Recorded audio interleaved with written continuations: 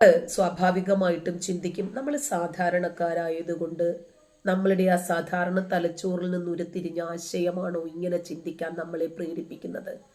ഒരു പക്ഷെ അങ്ങനെയൊന്നും ഇല്ലെങ്കിലോ പിന്നെ എങ്ങനെയാണ് ഇത്രയും വലിയ ഒരു വിമാന ദുരന്തം നടന്നിട്ട് ആ ദുരന്തത്തിനകത്ത് സ്വന്തം അനുജൻ പോലും മരിച്ചു കിടക്കുമ്പോൾ ഇത്ര ലാഘവത്തോടുകൂടി കൂളായി വന്ന് ഫോൺ ചെയ്ത് നിൽക്കാൻ ഇദ്ദേഹത്തിന് സാധിക്കില്ല. ഇദ്ദേഹത്തിന്റെ സംഭാഷണത്തിൽ പോലും ഒരടയാളങ്ങളുമില്ല. അതാ ഞാൻ തുടക്കം തന്നെ പറഞ്ഞത്, ഇതൊരു ജനാധിപത്യ രാജ്യമാണ്.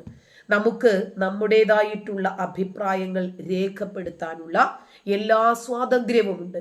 അതുകൊണ്ട് തന്നെ ഇന്ന് ഇത് സോഷ്യൽ മീഡിയ കാലഘട്ടമാണ്. ഓരോ മനുഷ്യനും അവനവന്റെ അഭിപ്രായങ്ങൾ ഈ വിഷയത്തിൽ തോന്നുന്നത് മാത്രമല്ല, ഏതേത് കാര്യങ്ങളിലായിരുന്നാലും ശരി, നമ്മളുടെ അഭിപ്രായങ്ങൾ, പിന്തുണകൾ, വിമർശനങ്ങൾ ഇതൊക്കെ നമുക്ക് രേഖപ്പെടുത്താനുള്ള സാഹചര്യങ്ങൾ ഇന്നുണ്ട്. അതുകൊണ്ടല്ലേ എന്തേ പ്രധാനമന്ത്രിയെ വിമർശിക്കാൻ പാടില്ലേ? നമ്മളുടെ വേടൻ എന്ന ചെറുപ്പക്കാരൻ പ്രധാനമന്ത്രിയെ എത്ര രൂക്ഷമായ ഭാഷയിലാണ് വിമർശിച്ചത്. നമുക്കൊന്നും പറയാൻ പറ്റില്ല, ഇതൊരു ജനാധിപത്യ രാജ്യമാണ്.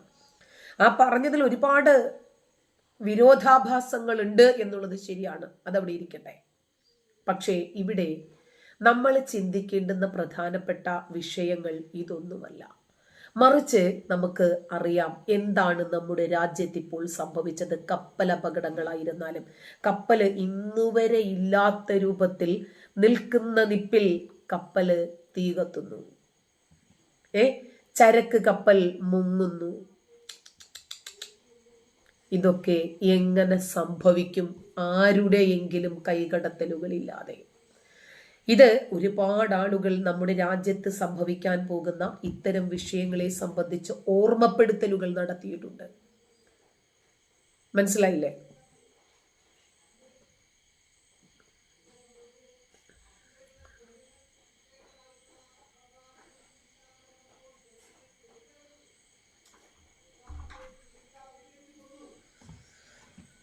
കുറെ എണ്ണം വന്നിട്ടുണ്ടല്ലോ അല്ലേ, തെറി വിളിക്കാൻ മാത്രമായിട്ട്. തെറിയെങ്കിലും മര്യാദയ്ക്കൊന്ന് എഴുതി പഠിക്കണ, എന്നിട്ട് വായോ. നിനക്കൊക്കെ തെറികൾ മാത്രമേ അറിയൂ എന്നറിയാം.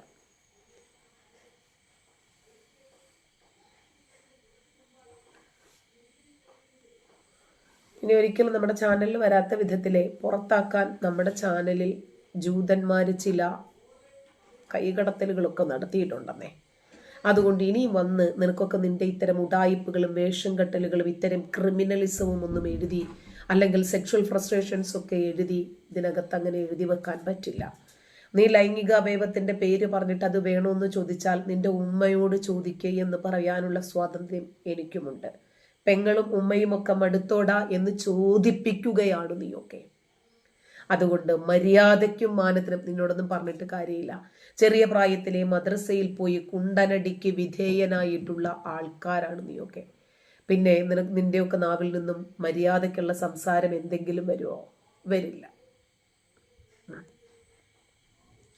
അതുകൊണ്ട് മര്യാദയ്ക്ക് സംസാരിക്കാൻ അറിയാത്ത ആളുകൾ ഇതിനകത്തേക്ക് വരരുത്. വന്നാൽ പിന്നീട് ഒരിക്കലും ഇതിനകത്തേക്ക് വരേണ്ടി വരില്ല. ഓക്കെ, അപ്പോ ഇയാളുടെ രക്ഷപ്പെടൽ, വിശ്വാസ് കുമാർ രമേശ് എന്ന വ്യക്തി പലരെയും കണ്ണുവെട്ടിച്ച് അയാൾ എന്താണ് പറയാൻ ഉദ്ദേശിക്കുന്നത് എന്നത് അയാളുടെ ശരീരഭാഷയിൽ നിന്നും നമുക്ക് മനസ്സിലാകുവാണ്. അയാളാണ് അതിന്റെ പിന്നിലെന്ന് നമ്മൾ ആരും പറയുന്നില്ല. പക്ഷേ അത്തരത്തിൽ അഭിപ്രായമുള്ള ആളുകളുണ്ട്. തീയിട്ടിട്ട് വന്നതാണോ ബോംബിട്ടിട്ട് വന്നതാണോ എന്ന് ആളുകൾ ചോദിക്കുന്നത് വെറുതെയല്ല. ലാഘവത്തോടെ തന്റെ ഓപ്പറേഷൻ സക്സസ് ആയതിന്റെ ചാരിതാർത്ഥ്യം അയാളുടെ മുഖഭാവത്ത് നിന്ന് നമുക്ക് വായിച്ചെടുക്കാം. ഇത് സോഷ്യൽ മീഡിയ കാലഘട്ടമായതുകൊണ്ട് ആർക്കും ആരിൽ നിന്നും അധികമൊന്നും മറച്ചു പിടിക്കാൻ പറ്റില്ല. വിഷ്വൽസ് എടുത്തിടും. അതുകൊണ്ട് വിശ്വാസ് കുമാർ രമേശ് എന്ന വ്യക്തിയെ നുണ പരിശോധനയ്ക്ക്, നാർക്കോ അനാലിസിസ് എന്നാണെന്ന് തോന്നുന്നു, അതിന് വിധേയനാക്കിയാൽ മാത്രമേ ഇയാള് പറയുന്നതിൽ എന്തെങ്കിലും സത്യാവസ്ഥയുണ്ടോ എന്ന് മനസ്സിലാകൂ.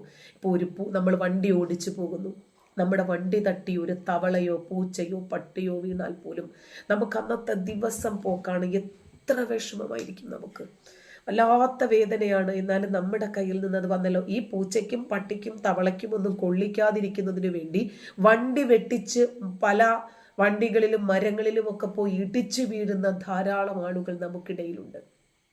എന്നിട്ട് 242 മരണങ്ങൾ കണ്ടു. അതോ സാധാരണ മരണങ്ങളല്ല, കത്തിക്കരിഞ്ഞു കിടക്കുന്ന മനുഷ്യ ശരീരങ്ങളാണ് കണ്ടത്.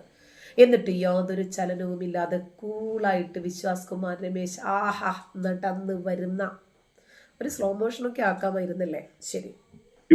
ലണ്ടനിലേക്ക് യാത്ര തിരിച്ച എയർ ഇന്ത്യ വിമാനം ദുരന്തത്തിൽപ്പെട്ട സംഭവത്തിൽ ഏറ്റവും പുതിയ വാർത്ത, അപകടത്തിൽ നിന്ന് അത്ഭുതകരമായി രക്ഷപ്പെട്ട ഏക വ്യക്തിയായ വിശ്വാസ് കുമാർ ആശുപത്രി വിട്ടതാണ്.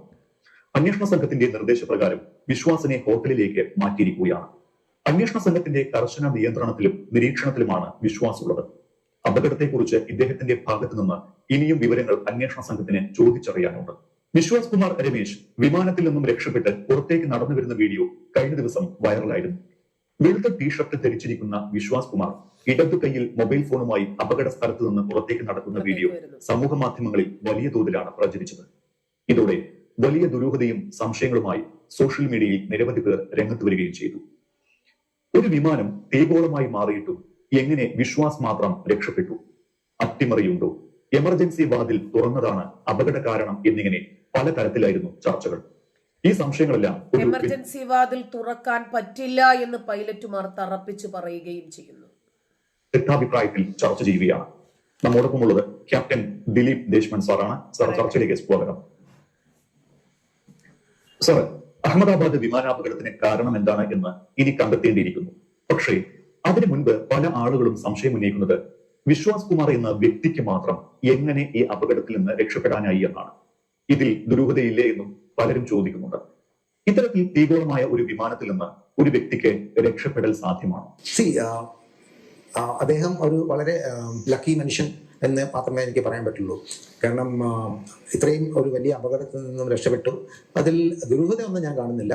അതൊരു സാധാരണമായ ഒരു എസ്കേപ്പ് ആയിരുന്നു. പുള്ളിക്കാരൻ്റെ സീറ്റ് ഒരു സൈഡിലുള്ള സീറ്റായിരുന്നു പുള്ളിക്കാരൻ ഇരുന്നത്. അപ്പം ആ സീറ്റിന്റെ സൈഡിൽ തന്നെ രണ്ടാമത്തെ ഡോറ് ഉണ്ടായിരുന്നു. ആ വിമാനം ഇടിച്ചിറക്കിയ സമയത്ത് ആ ഡോറ് മിക്കവാറും തുറന്ന് വീണ് കാണും. ആ സമയത്തായിരിക്കും പുള്ളിക്കാരൻ ആ വഴി രക്ഷപ്പെട്ട് ഇറങ്ങി വന്നത്. സർ, ഈ എമർജൻസി ഡോർ തുറന്നത് കൊണ്ടാണ് അപകടം സംഭവിച്ചത് എന്ന് പറയുന്ന ചിലരുണ്ട്. പറന്നുയർന്ന ഒരു വിമാനത്തിന്റെ എമർജൻസി വാതിൽ തുറക്കാനാകുമോ? ശരിക്കും ഒരു എമർജൻസി ഡോർ തുറന്നാൽ വിമാനം തകർന്നു വീഴാനുള്ള സാധ്യതയുണ്ടോ? ഓക്കെ, ഒരു പറക്കുന്ന വിമാനത്തിൽ നിന്ന് എമർജൻസി ഡോർ തുറക്കാൻ ആർക്കും പറ്റത്തില്ല. ഓക്കെ, ആ ഒരു വിമാനം എയറിലാണെങ്കിൽ ഒരു ഡോറും തുറക്കാൻ പറ്റത്തില്ല.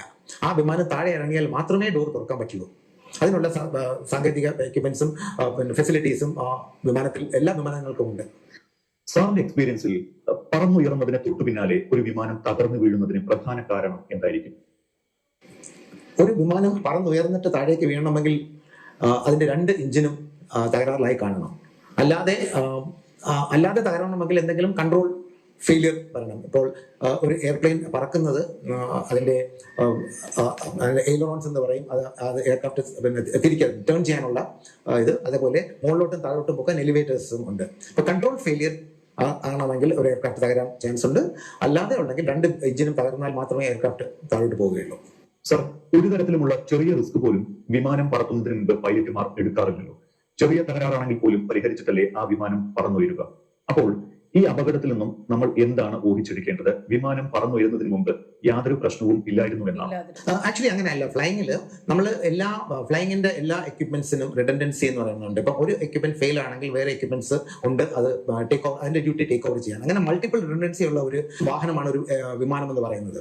അപ്പോൾ ഒരു വിമാനത്തിൽ തന്നെ ഞങ്ങൾക്ക് എന്തെങ്കിലും ഒരു തകരാറുണ്ടെങ്കിൽ, ചെറിയ ചെറിയ കാര്യങ്ങൾ തകരാറുണ്ടെങ്കിൽ നമ്മളതിനെ MEL എന്ന് പറയും, മിനിമം എക്യുപ്മെന്റ് ലിസ്റ്റ്. അപ്പം അതിന്റെ കമ്പനി തന്നെ മാനുഫാക്ചർ തന്നെ തയ്യാറാക്കിയ ഒരു ലിസ്റ്റ് ഉണ്ട്. അപ്പൊ ആ ലിസ്റ്റ് അനുസരിച്ച് ഒരു എക്യുപ്മെന്റ് തകരാറിലാണെങ്കിൽ പോലും വിമാനത്തിന് പറക്കാം, അതിൽ പ്രശ്നമൊന്നുമില്ല. അപ്പം ആ എക്യുപ്മെന്റിന് വേണ്ടി എന്തെങ്കിലും ചെറിയ റെസ്ട്രിക്ഷൻസ് കാണും.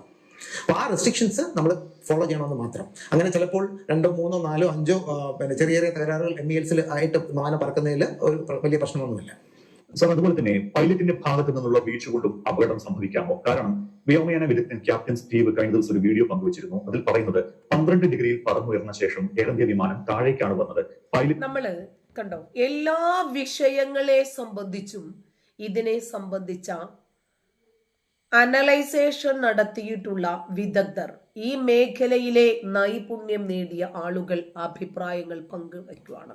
ഒരിക്കലും ഓടുന്ന ഫ്ലൈറ്റിന്റെ ഒരു വാതിലും തുറക്കാൻ സാധ്യമല്ല.